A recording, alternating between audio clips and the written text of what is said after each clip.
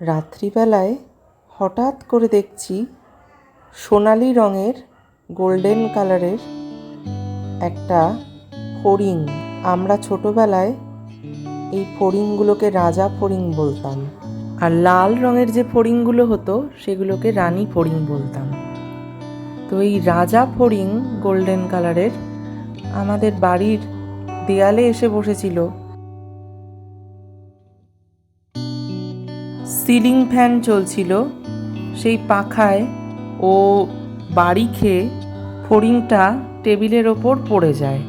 আমি তখন বোতলের মুখ খুলে সেই বোতলের মুখের মধ্যে জল ঢেলে সেই জলের কাছেই ফড়িংটাকে বসিয়ে রাখি। বাড়ির পাশে খুব সুন্দর বাউল গান হচ্ছে, আমি গান শুনছি আর রাত্রে শুয়ে আছি বিছানায়, ফড়িংটাকেও লক্ষ্য রাখছি। সকালে ঘুম থেকে উঠে দেখি ফড়িংটা নেই, ফড়িংটা কোথাও যেন উড়ে চলে গেছে। যাই হোক, ভালো থাকুক, এইটাই একান্ত কাম্য। মা আজকে ছানার ডালনা রান্না করেছিল, সেই ছানার ডালনা দিয়ে ভাত খেলাম, সাথে শেষ পাতে আম নিয়েছি। ছানার ডালনাটা কিভাবে রান্না করেছিল তার প্রণালীটা আমি তোমাদেরকে বলছি।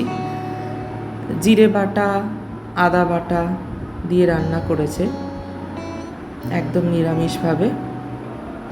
প্রথমে কড়াইয়ে সর্ষের তেল দিয়ে আলু ছোট ছোট করে কেটে নিয়ে ভেজে নিয়েছে।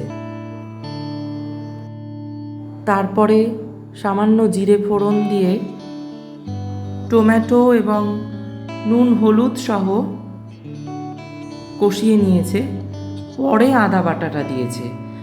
আদা বাটা পরে দিলে দেখবে নিরামিষ রান্নার স্বাদ কিন্তু অনেকাংশে বেড়ে যায়।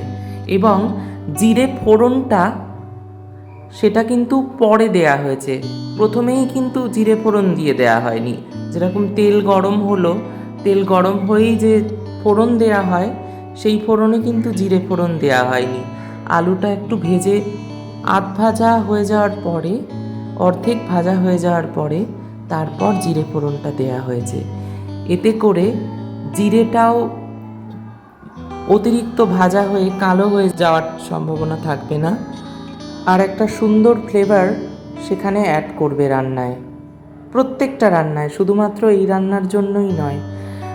যে কোনো নিরামিষ রান্নায় জিরে এবং আদা বাটাটা যদি একটু পরে দেয়া হয় তাহলে সেখানে কিন্তু রান্নার স্বাদ আরও দ্বিগুণ হয়ে যায়। যাই হোক, এই তো গেল কিছু টিপস, রান্না করবার টিপস। আমি জ্ঞানী হয়ে তোমাদেরকে এই জ্ঞান দান করলাম। এই জ্ঞান নিশ্চয়ই আমার নয়, এই জ্ঞান হলো সম্পূর্ণ ঠাকুমা, দিদিমা, মা এনাদের কাছ থেকে পাওয়া। মা প্যাকেটের দুধ থেকে ক্যালসিয়াম ল্যাকটেট পাউডার দিয়ে ছানা করে নিয়েছে। ছানা করে তার সাথে অল্প বিস্তর ময়দা মিশিয়ে গোল গোল আকৃতির বল বানিয়ে নিয়েছে, ছানার বল, যেরকম রসগোল্লা হয় সেই রকম। তো বল বানিয়ে নিয়ে মা সেগুলোকে তেলের মধ্যে ভেজে নিয়েছে। ভেজে নিয়ে তারপর তরকারি করেছে। জিরে বাটা, আদা বাটা দিয়ে, যেরকম বললাম আদা বাটাটা শেষে দেবে, আদা বাটার সঙ্গে জিরে বাটা দিয়ে একসঙ্গে কষিয়ে তারপর জল দিয়ে কিছুক্ষণ তোমরা ঢেকে রাখবে। ঢেকে রেখে যদি পারো, সম্ভব হয়, গরম মশলা দিয়ে তারপর নামিয়ে নেবে। আমি তো দেখো গরম মশলা আমাদের দেয়নি, গরম মশলা ছাড়াই আমার এই ফ্লেভারটা খুবই ভালো লাগে। আর তোমরা তোমাদের স্বাদ অনুযায়ী গরম মশলা দিয়ে নিতেই পারো। তো খেতে খুব সুন্দর হয়েছিল।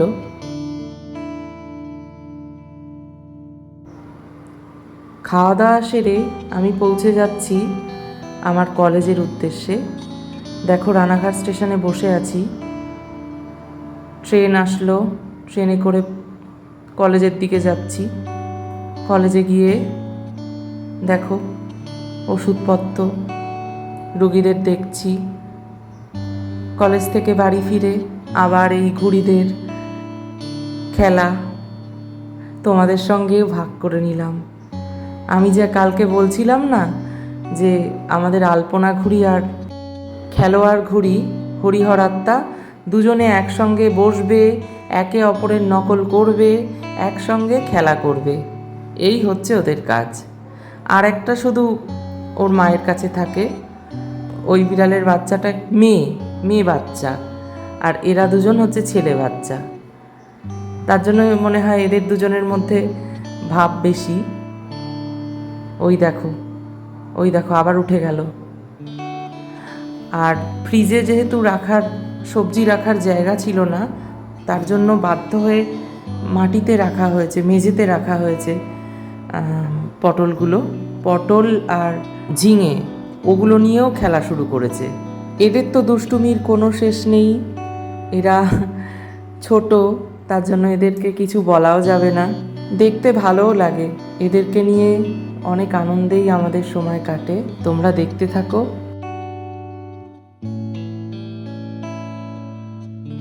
ফিরে আসছি পরের ব্লগ নিয়ে। ভালো থেকো।